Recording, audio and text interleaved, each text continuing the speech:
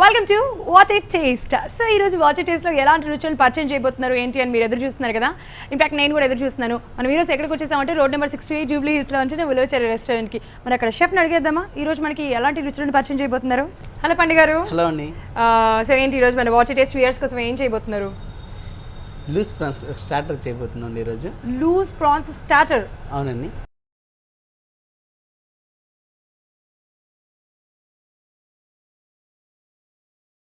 Okay, so మరి loose prawns starter I think నేనైతే ఇప్పటివరకు ఎప్పుడు వినలేదు. సో చూద్దాం మరి.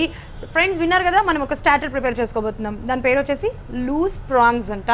మరి దానికి కావాల్సిన ఇంగ్రీడియంట్స్ అడిగి తెలుసుకుందాము. సో పండు గారు, లూజ్ ప్రాన్స్ అంటున్నారు కదా, ఇంగ్రీడియంట్స్ చెప్పేసి. Okay, prawns, green chilli, onion, pepper, salt, maida, cornflour, ginger garlic paste. Loose ప్రాన్స్కి కావాల్సిన ఇంగ్రీడియంట్స్ తెలుసుకుందాం కదా, మరి ఎలా తయారు చేయాలి ఏంటి అడిగేద్దామా? సో పండు గారు మాకు నేర్పించేసేసేయండి. ఓకే అండి.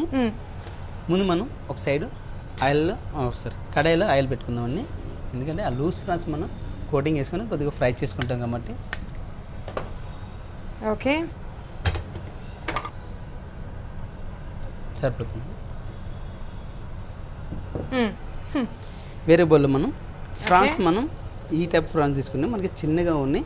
వేరే మనకి మామూలుగా ఫ్రోజన్ ఫ్రాన్స్ అని ఉంటే కనుక కొద్దిగా పెద్ద సైజ్ ఫ్రాన్స్ కనుక మనకి అందుబాటులో ఉంటే కనుక అవే వాడుతున్న టైప్లో అట్లా ఫ్రాన్స్ని మనం ఇలా తీసుకొని, పెద్ద ఫ్రాన్స్ అయితే ఇలా చిన్న ఫ్రాన్స్ కాదండి, పెద్ద ఫ్రాన్స్కి ఇలా మధ్యలో ఇలా కాట్ అనేది పెట్టుకుంటే కనుక మనకి ఈ విధంగా కాట్ పెట్టుకోవాలి. ఇలా పెట్టుకుంటే మధ్యలో ఉన్న బ్లాక్నెస్ అట్లాగే ఫ్రాన్స్ కూడా మనకి కరెక్ట్ క్రిస్పీగా తయారవుతుంది, క్రిస్పీగా ఫ్రై అవుతుందండి. ఈ విధంగా కట్ చేసుకున్నాం. వీటికి అవసరం లేదండి.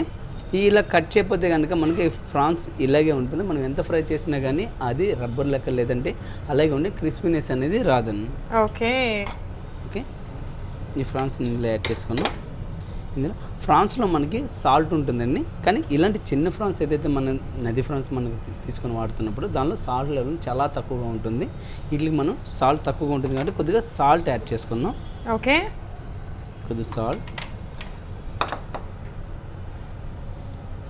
వైట్ పెప్పర్, ఓకే, అలాగే ఎగ్.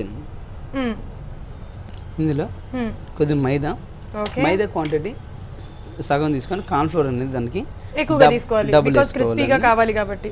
అవును. అలాగే కొద్దిగా అల్లం వెల్లిపాయ పేస్ట్. ఓకే, ఇవన్నీ కూడా మంచిగా కలిపేసుకుందాం.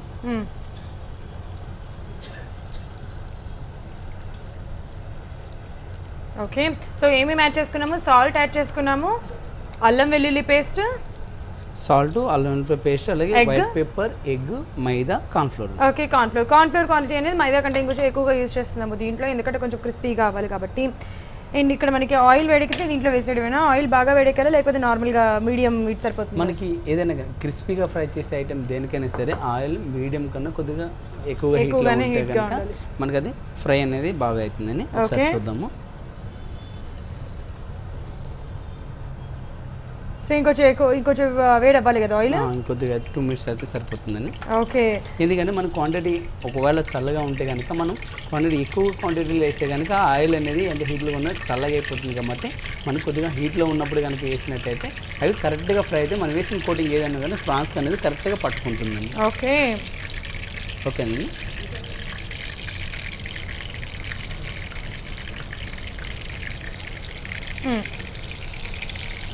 ఓకే, వీటిని వేసిన వెంటనే మిక్స్ చేయొచ్చా చేయకూడదు?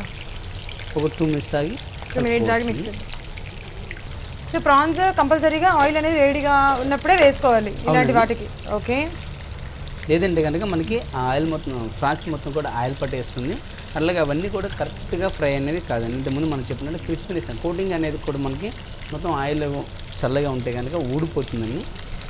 కొద్దిగా హై ఫ్లేమ్లో ఉన్న ఎక్కువ హీట్లో ఉన్నప్పుడు వేసుకుంటే కానీ ఇలాంటి ఫ్రాన్స్ వేసినప్పుడు ఆయిల్ అనేది స్లోలో పెట్టవద్దండి. ఎందుకంటే కొద్దిగా హై ఫ్లేమ్లో ఉంటే కనుక ఆ హీట్ కూడా ఎప్పుడు కూడా అబ్జర్వేషన్ చేస్తూ ఉంటే హీట్ తక్కువ కాదు కాబట్టి తొందరగా ఫ్రై అయితే అలాగే క్రిస్పీగా ఫ్రై అయితే ఆయిల్ అక్కడ మనం ఒకసారి ఫ్రాన్స్ చేసాం కానీ సిమ్లో పెట్టినట్టయితే ఆయిల్ చల్లగా అయిపోయి కూడా అవన్నీ కూడా ఆయిల్ పట్టేస్తాయి.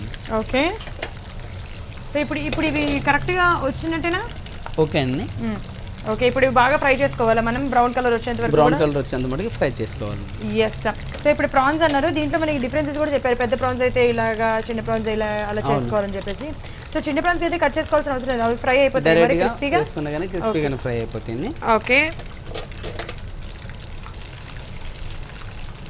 సో స్టాచర్ అన్నారు, లూజ్ ప్రాన్స్ అన్నారు కదా, అంటే మనకి ఇది గ్రేవీ అలా కొంచెం లూజ్గా వస్తాయా ప్రాన్స్ అనేవి, లేకపోతే ఏంటి? కాజు కనుక మనం ఫ్రై చేసుకొని సాల్ట్ పెప్పర్ చల్లుకుంటే ఏ విధంగా క్రిస్పీగా ఉంటాయో ఈ ఫ్రాన్స్ కూడా అట్లాగే విడివిడిగా లూజ్ అంటే విడివిడిగా ఎక్కడ కూడా అతుక్కుపోకుండా వస్తాయి కాబట్టి వీటికి లూజ్ ప్రాన్స్ అని.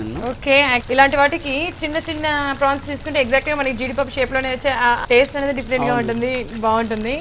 ఓకే అండి, మనకి ఫ్రాన్స్ ఫ్రై అయిపోతుంది. ఎస్. సో ప్రాన్స్ ఇంకొంచెం మనకి కలర్ రావాలా? కొద్దిగా మనకి ఈ ఫ్రాన్స్ ఎక్కువగానే ఫ్రై అవ్వాలని, ఎందుకంటే మనకి వేసిన కోటింగ్ కూడా మంచిగా అట్లా పట్టుకొని మంచిగా క్రిస్పీగా వస్తే కనుక పర్ఫెక్ట్గా ఫ్రై అయినట్టు.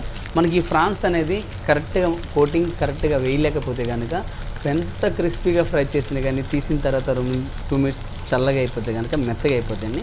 ఆ మెత్తగా కాకుండా ఉండాలంటే మనం వేసే ఎగ్ క్వాంటిటీ కానీ అలాగే తీసుకునే మైదా కానీ కాన్ఫ్లోర్ కానీ వీటిలన్నింటిలో కూడా ఎంత తీసుకుంటే బాగుంటుందో ఆ విధంగా తీసుకోగలిగితేనే మనం చేసే లూజ్ ప్రాన్స్ అనేది కరెక్ట్గా ఆ డిష్ అనేది అంత టేస్టీగా వస్తుంది.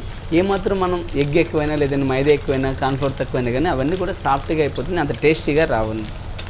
ఓకే, సో ఇప్పుడు ఏవైతే మంచిగా ఫ్రై అయిపోయినాయి కదా, ఒక 2 మినిట్స్ అండి. ఒక 2 మినిట్స్ అనమాట. యా. సో ఇప్పుడు ఇది ప్రాన్స్ చేసుకుంటున్నాం కదా, అంటే మీరు మామూలుగా అంటారు దేనికి చేసే పద్ధతులు దానికి ఉంటాయి, డిఫరెన్సెస్ ఉంటాయి చేసేయడానికి అని.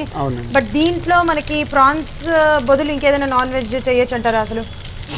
ఈ విధంగా రావండి, మనకి నాన్ వెజ్లో ఏది తీసుకున్నా కానీ ఇంత టేస్ట్గా ఇదే టేస్ట్గా రావాలంటే రాదు, ఒక్కో దానికి ఒక్కో టేస్ట్ వస్తుంది. కాబట్టి ఈ ఫ్రాన్స్లో లూజ్ ప్రాన్స్ అనేది ఫ్రాన్స్లో తీసుకుంటే మళ్ళీ మన వెజిటేరియన్లో తీసుకోవాలి ఉంటే కనుక కాన్ అనేది మళ్ళీ ఇదే విధంగా చేసుకోవచ్చు అండి. ఓకే.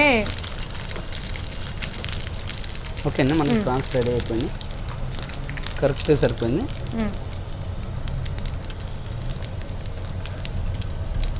ఇలాంటి ఐటమ్స్ ఏమన్నా కానీ ఆయిల్కి వెళ్ళి తీసేటప్పుడు స్టవ్ బంద్ చేయకుండా ఆయిల్ హీట్లో ఉన్న కానీ తీస్తే కనుక కరెక్ట్. మనం ఒక స్టవ్ కనుక బంద్ చేసి అది తీసేయడంలో లేట్ అయినట్టయితే మళ్ళీ అవన్నీ కూడా మనం ఇంత బాగా ఫ్రై చేసినా కానీ ఆ స్టవ్ బంద్ చేసిన 2 మినిట్స్లోనే అవి మొత్తం కూడా మళ్ళీ ఆయిల్ పట్టుకునే ఛాయిస్ ఉంటుంది. కాబట్టి స్టవ్ ఆన్లో ఉంచి మనం ఇవన్నీ తీసుకున్న తర్వాత స్టవ్ బంద్ చేస్తే కనుక పర్ఫెక్ట్గా ఫ్రై అవుతుంది, ఆయిల్ పట్టుకోకుండా ఉంటుంది.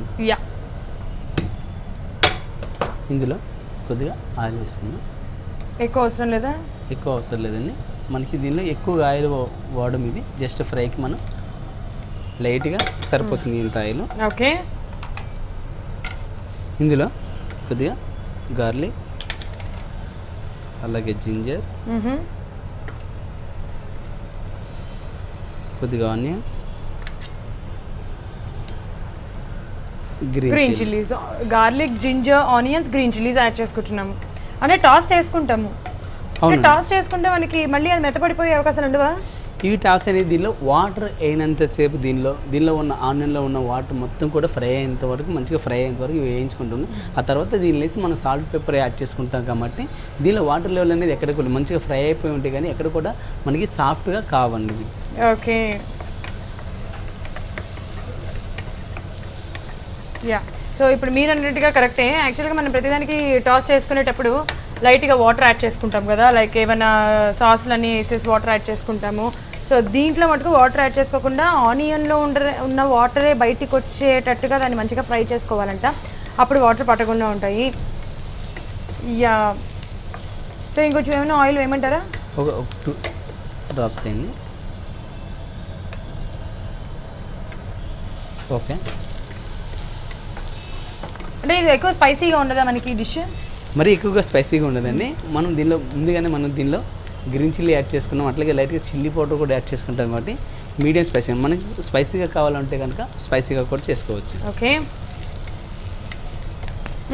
సో ఇప్పుడు అవన్నీ కూడా బ్రౌన్ కలర్లోకి వచ్చేసినాయి కదా, ఇంకా యాడ్ చేసేసుకుందామా మనం?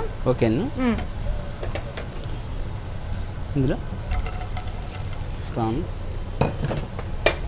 సో జస్ట్ టాస్ చేసుకుంటే సరిపోతుంది కదా వీటిని? అవును.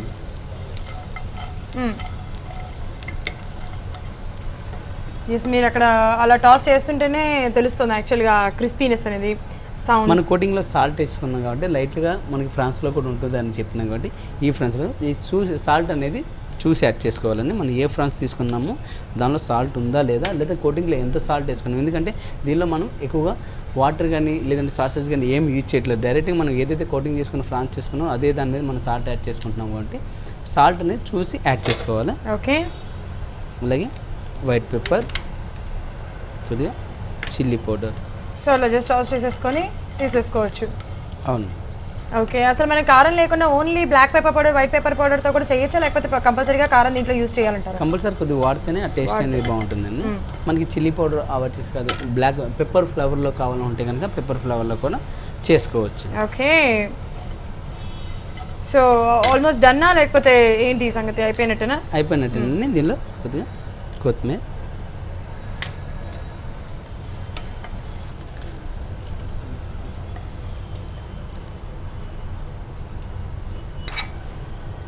పైన కొద్దిగా కొత్తిమీర.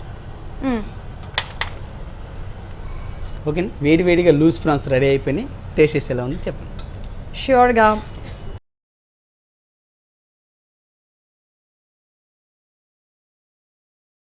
సో వేడివేడిగా లూజ్ ప్రాన్స్ అయితే రెడీ అయిపోయినాయి కాబట్టి టేస్ట్ చేసేద్దాం. నేను టేస్ట్ చెప్పేస్తాను ఎలా ఉందో.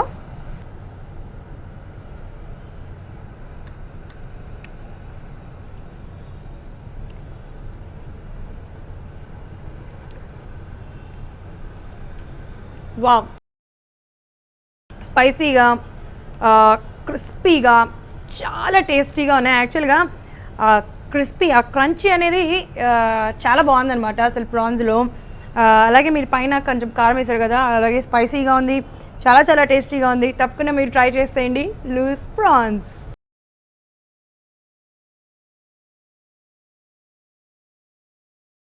సో లూజ్ ప్రాన్స్ అయితే చాలా చాలా చాలా చాలా చాలా చాలా బాగున్నాయి. నిజంగానే వాట్ ఏ టేస్ట్ అనిపించినాయి.